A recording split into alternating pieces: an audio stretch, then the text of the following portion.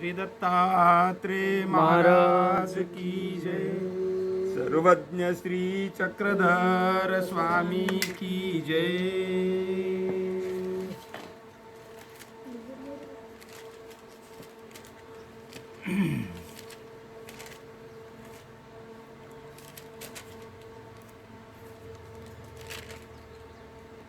मातापूर माहूर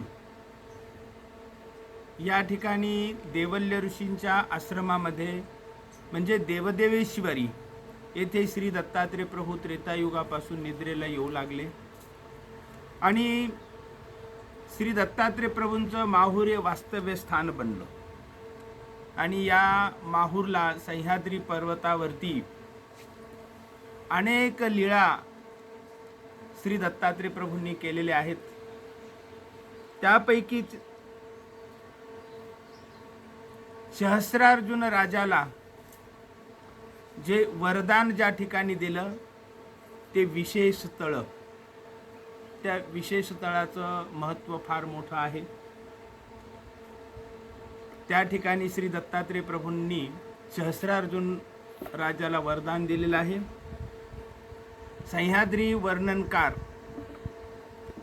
रवळोव्यास म्हणतात, कृतवीर्याच्या कुमरा नाही हाता दो संसारा, तया देऊनी सहस्त्र करा पृथ्वीपती केला।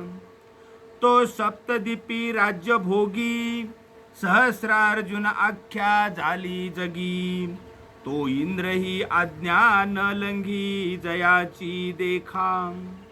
हालो भिये वायू, धावून लाये सूर्य, धाके होय उडूवर्य, हो काज क्षय रोगी।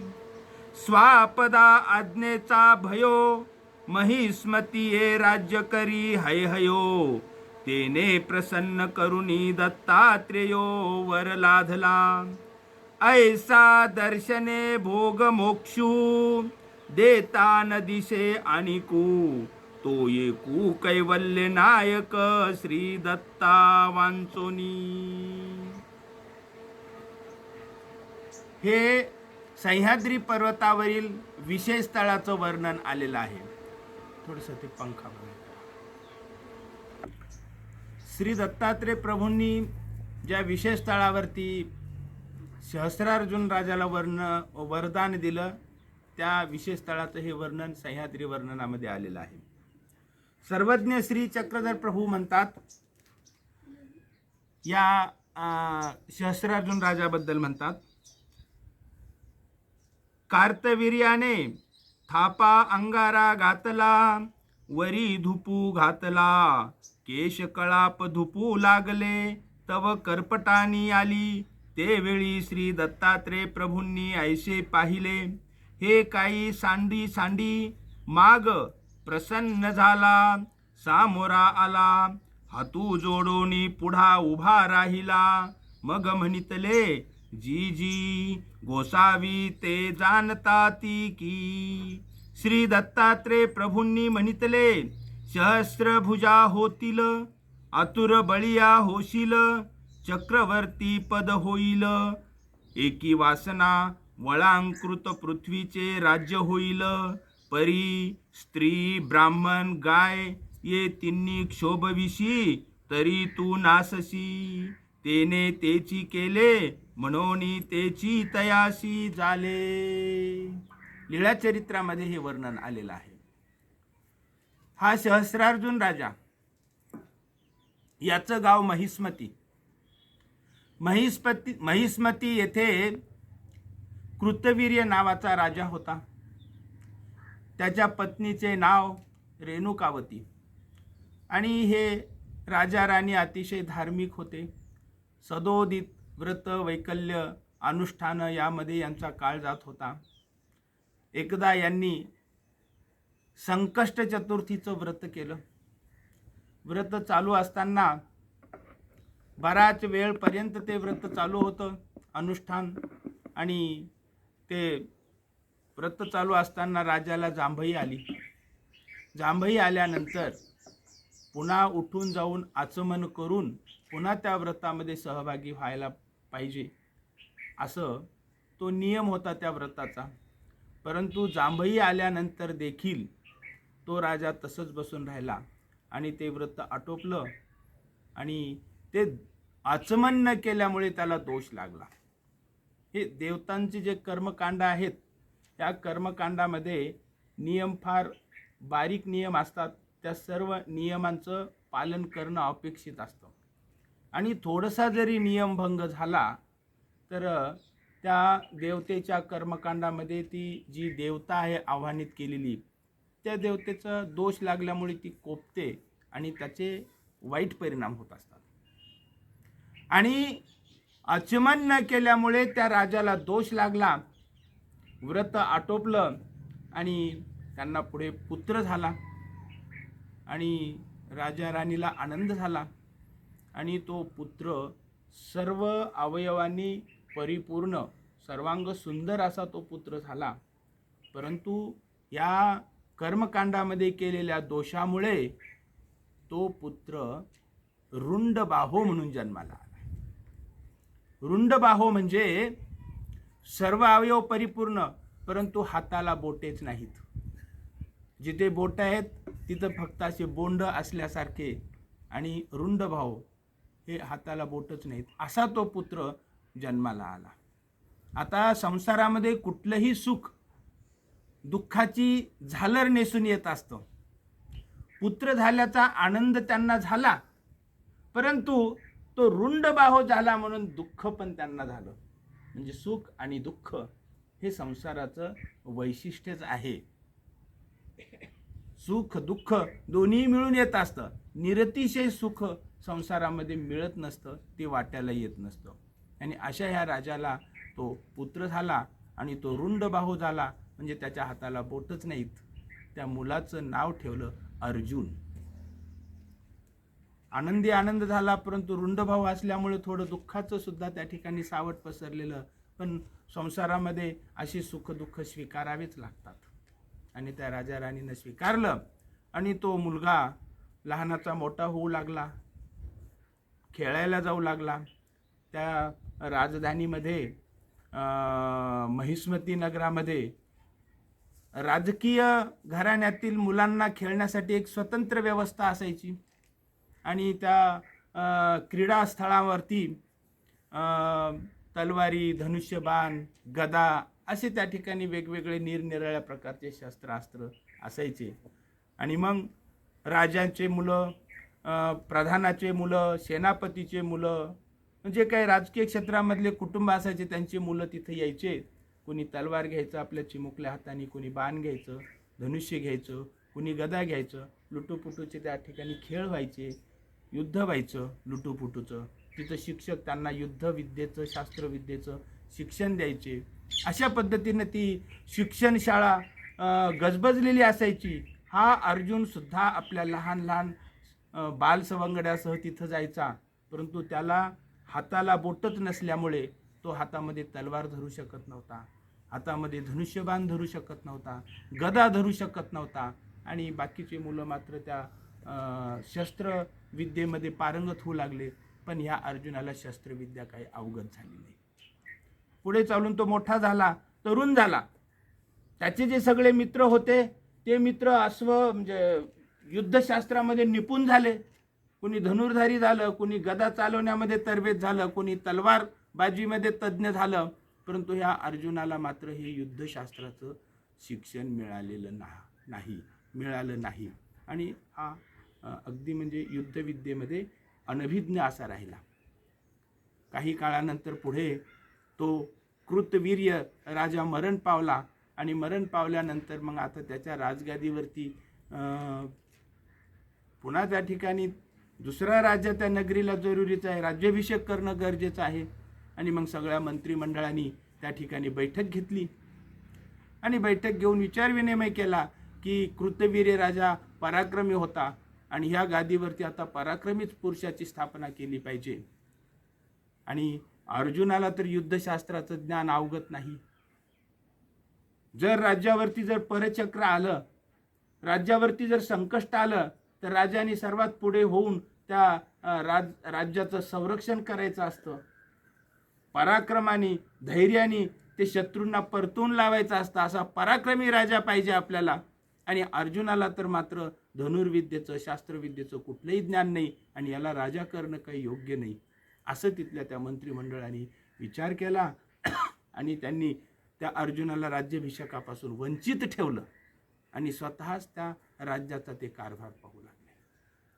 आता अर्जुनाला मोठं दुःख झालं की मी या राज्याचा खरा वारस, माझ्या वडिलांचं हे राज्य, मी राजा व्हायला पाहिजे आणि मला यांनी राज्यापासून वंचित ठेवलं, स्वतः कारभार पाहतायत. दुःखी झाला अर्जुन. परंतु जो दुर्बळ असतो त्याला कोणी भीत नसतं. याच्या ठिकाणी जर पराक्रम असता तर यांनी त्या ठिकाणी युद्ध करून राज्य आपल्या ताब्यात घेतलं असतं. परंतु याला युद्धशास्त्राचं ज्ञान नसल्यामुळं हा अगदी दुर्बळ युवराज दुःखी होऊन आपल्या राजमहालामध्ये बसून राहिला. अगदी म्हणजे त्यांनी एकांतवास पत्करला. बाहेर कुठे तो फिरत नसत, काही नाही, आपल्या त्या राजमहालामध्ये राहायचा.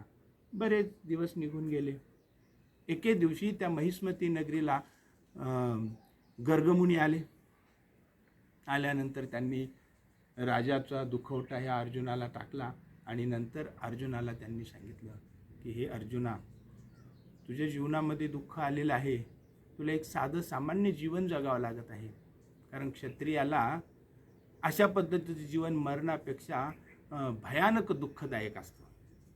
आणि याला तर याचं राज्य असताना याला राजपदापासून अलिप्त ठेवण्यात आलेलं होतं. हा अपमान होता आणि क्षत्रियाला अपमान सहन होत नसतो. दुःखाने तो जळत होता अर्जुन. आणि त्या गर्गमुनीने त्याला सांगितलं, हे अर्जुना, तुझं हे दुःख मी जाणतो, फार अत्यंत क्लेशदायक असं हे दुःख आहे, परंतु याच्यावर एक उपाय आहे. सह्याद्री पर्वतावरती दुःखी जनांचा उद्धार करणारे, जीवांचा उद्धार करणारे आणि दुःखी जनांचं दुःख निवारण करणारे असे दयाघन श्री दत्तात्रेय प्रभू परब्रह्म परमेश्वराचे अवतार आणि ते सह्याद्री पर्वतावरती असतात. तू जर सह्याद्री पर्वतावरती गेला आणि तुझ्या भाग्याने जर तुला त्यांचं दर्शन झालं तर ते परमेश्वर तुझं हे दुःख नाहीसं करतील, तुला राज्यपद देतील. त्यांचं ते वाक्य ऐकल्यानंतर अर्जुनाला एक मोठी आशा वाटली. तो कधी नाही तेव्हा थोडंसं त्याच्या चेहऱ्यावरती हास्य आलं आणि आनंदाने तो म्हणाला की मला तुम्ही आपण उपाय सांगितला आहात, मी करायला तयार आहे.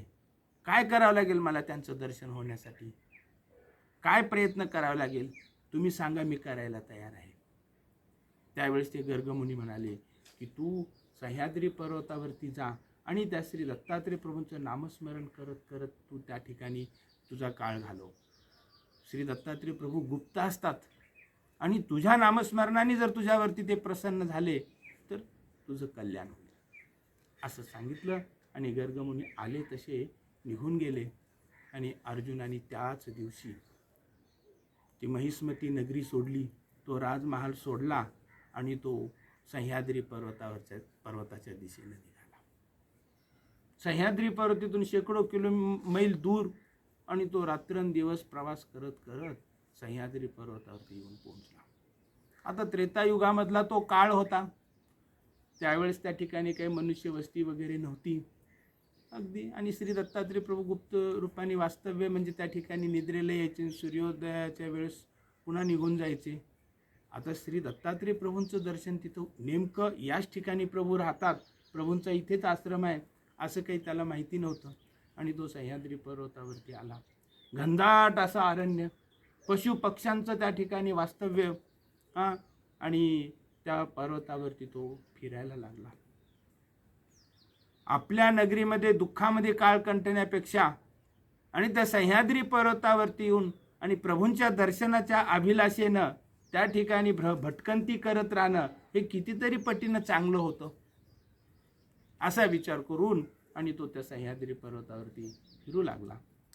तो असंच फिरत फिरत त्या पर्वतावरती उंच अशा एका जागेवरती, शिखरावरती एक तळं त्याला दिसलं. आणि त्या तळ्याच्या काठी सकाळच्या वेळेस तो आला. तळ्याच्या काठी पशु पक्षी पाणी पित होते. अतिशय प्रसन्न असं वातावरण होतं. पक्ष्यांचा किलबिलाट, वानरं त्या ठिकाणी अधूनमधून कोल्हे यायचे, हरणं यायचे, कधी कधी वाघ पण यायचा पाणी प्यायला, आणि पाणी पिले की हे निघून जायचे. त्याला ते स्थळ अतिशय प्रसन्न वाटलं, आवडलं त्याला. तो तिथं थोडा वेळ थांबला. एवढ्यामध्ये काय एक चमत्कार त्याच्या पाहण्यात आला की त्या ठिकाणी एक गाय पाणी प्यायला आलेली होती. ती पाणी पित होती आणि तेवढ्यामध्ये एक वाघ आला आणि वाघ सुद्धा त्या गायीच्या बाजूला पाणी पिऊ लागला. आश्चर्य वाटलं ह्याला की गाय आणि व्याघ्र एकाच वेळेस शेजारी शेजारी पाणी पित आहेत. खरं तर वाघाला पाहिल्यानंतर गाय घाबरून पळाली असती, पण ती पळाली नाही.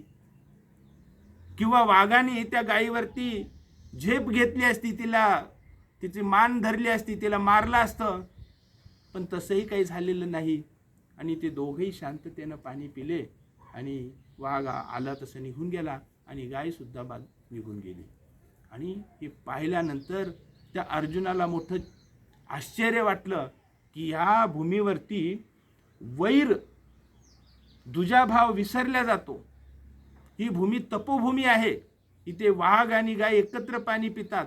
म्हणजे या ठिकाणी राग, द्वेष, काम, क्रोध, मद, मत्सर या गोष्टींना इथे थारा नाही. म्हणजे ही नक्कीच परमेश्वराची निवासभूमी आहे. आता आपण इथेच त्या श्री दत्तात्रय प्रभूंचं नामस्मरण करायला हवं. आपल्याला झालं तर इथेच दर्शन होईल असं त्याच्या मनाला वाटलं आणि तो तिथंच थांबला. आणि मग त्याचं रोज स्मरण करणं चालू झालं. आता तो राजपुत्र होता, पण त्या वनामध्ये तो परमेश्वराच्या स्मरणाला लागलेला होता. स्मरण करत होता, मनामध्ये चिंतन करत होता, हे श्री दत्तात्रय महाराज, आणि मी आपल्या दर्शनासाठी उत्सुक झालेलो आहे. माझ्या नगरीवरून मी इथं आलेलो आहे. मी दुःखी आहे, मी रुंडबाहू आहे, मी राजा असताना माझं राज्य हिरावून घेतलं गेलेलं आहे आणि असा मी पतित आहे. हे प्रभुराया, दर्शन द्या, माझं कल्याण करा. असं तो मनाने धावा करायला लागला. त्या परमेश्वराची स्तुती करायला लागला आणि परमेश्वराचं स्मरण करायला लागला की हे प्रभुराया, दर्शन द्या मला, तुमच्या दर्शनासाठी मी आतुर झालेलो आहे. असं अर्थपणे आणि मनपूर्वक आणि तो परमेश्वराच्या नामस्मरणामध्ये तिथे घडून गेला. दिवसामागून दिवस जात होते. तिथंच अरण्यामध्ये कुठेतरी जायचा, फळं वगैरे असले तर आणायचा, फळं खायचा, तिथं पाणी प्यायचा, तिथं स्मरण करत बसायचा. झोप आली तर थोडी घटकाभर झोप घ्यायचा, पुन्हा सावध होऊन पुन्हा आणखीन त्या ठिकाणी तो स्मरणाला बसायचा. असं त्याचं स्मरण चालू झालं. दिवस गेले, महिने गेले, काही वर्ष गेले आणि काही दिवसानंतर एके दिवशी प्रभूंचं ते स्मरण, कारण श्री दत्तात्रय प्रभूंचा हा एवढा मोठा भक्त, ऊन, वादळ, वारा, पाऊस कशाचीही तमा न करता त्या प्रभूच्या दर्शनासाठी तो त्या अरण्यामध्ये तपश्चर्या करत होता. आणि परमेश्वराने तर सांगितले, जो माझं नामस्मरण करेल आणि त्याचं कल्याण करण्यासाठी मी त्याच्याकडे जात असतो. आणि एके दिवशी सकाळची वेळ होती आणि तो अर्जुन सकाळचे सगळं कार्य आटोपल्यानंतर त्या ठिकाणी नामस्मरणाला बसलेला होता.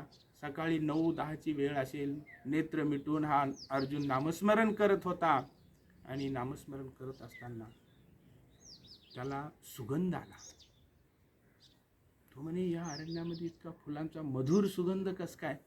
त्यांनी डोळे किलकिले केले आणि समोर दृष्टी टाकली तर त्या तळ्याच्या काठी खडकावरती श्री दत्तात्रय प्रभू त्या तळ्यामध्ये स्नान करून त्या खडकावरती बसलेले होते आणि आपल्या जटा सुकवत होते. आणि बाजूला कमंडलू होतं, गाय होती, कुत्रे होते त्या ठिकाणी 4. ते कुत्रे श्री दत्तात्रय प्रभूंकडेच पाहत होते. आणि 2 हात, 1 मुख, आणि श्री दत्तात्रय प्रभू खडकावरती बसलेले आहेत, प्रसन्न चित्त आहेत. त्यांच्या चेहऱ्यावर अतिशय प्रसन्नता आहे आणि त्यांच्या गळ्यात फुलांच्या माळा आहेत आणि त्या फुलांचा सुगंध त्या तळ्याच्या बाजूला परिसरामध्ये पसरलेला होता. आणि तो गळ्यातील फुलांचा सुगंध याला आलेला होता. आणि त्यांनी पाहिलं, अरे बापरे, आपण ज्यांच्यासाठी इथं बसलेले साक्षात श्री दत्तात्रय प्रभू. अतिशय आनंद झाला त्याला. तात्काळ तो उठला आणि देवाचं दर्शन घेण्यासाठी तो धावला. परंतु त्याच्या मनामध्ये एक विचार आला. तो राजघराण्यातला होता. त्याला सर्व परंपरा, प्रथा माहिती होत्या. आणि तो मनामध्ये विचार केला त्यांनी की आपण श्री दत्तात्रय प्रभूंना आयुष्यामध्ये पहिल्यांदा त्यांचं दर्शन होते. मग आपण त्यांना काहीतरी अर्पण करायला पाहिजे.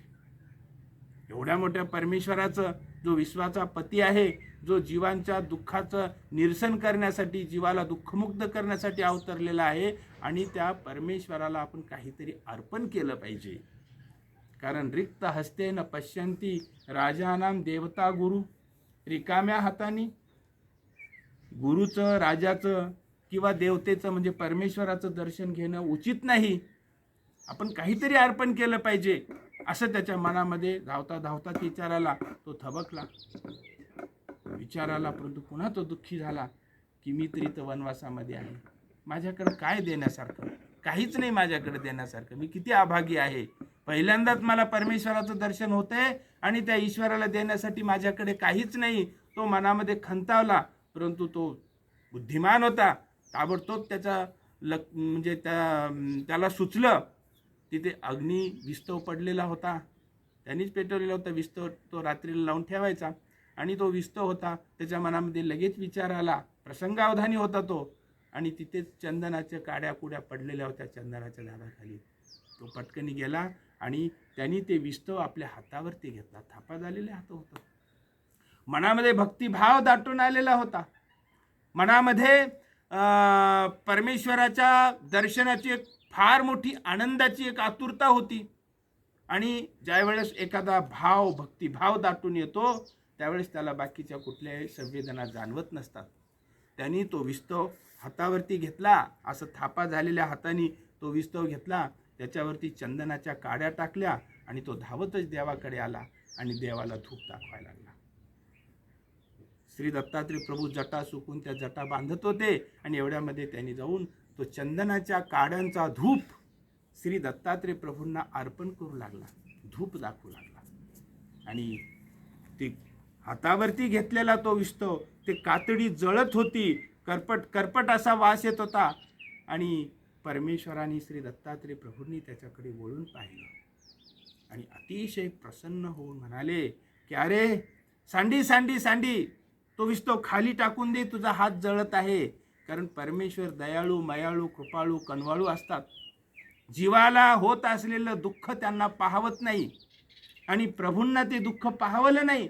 आणि म्हणाले अरे आधी तो विस्तव खाली टाकून दे, सांडी सांडी, मी प्रसन्न झालोय तुझ्यावरती, आणि तुला काय मागायचं ते माग.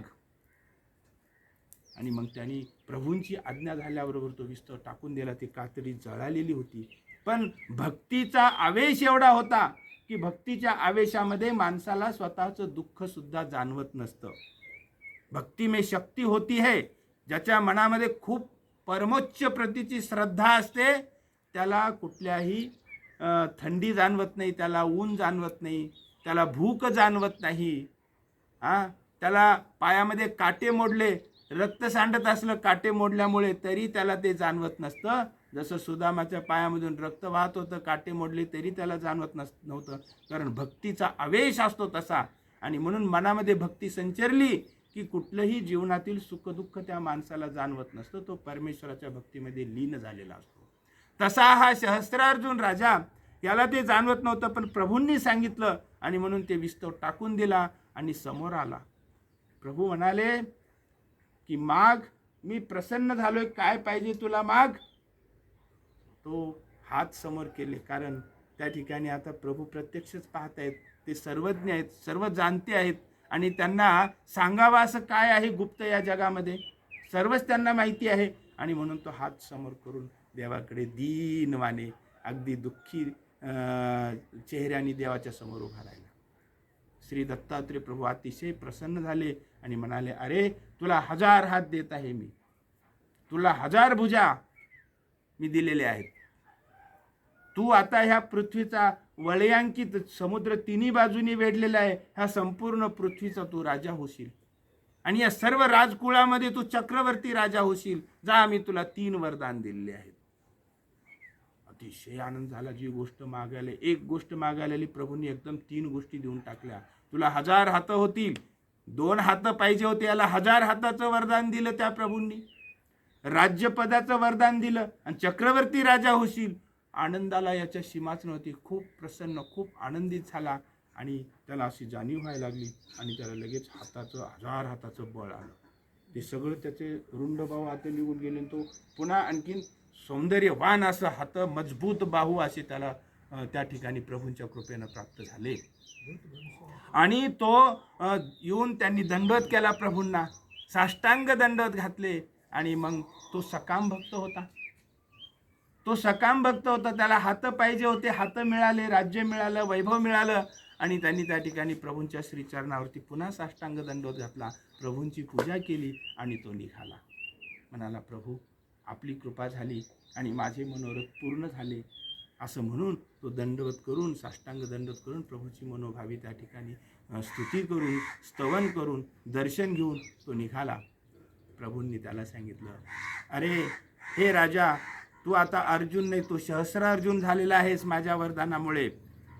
पण तू ज्यावेळेस राज्य कारभार करशील, राजा होऊन तुझ्या नगरीमध्ये तू ज्यावेळेस राज्यकारभार पाहशील, त्यावेळेस तू 3 गोष्टींचं मात्र कधीही विस्मरण होऊ देऊ नको.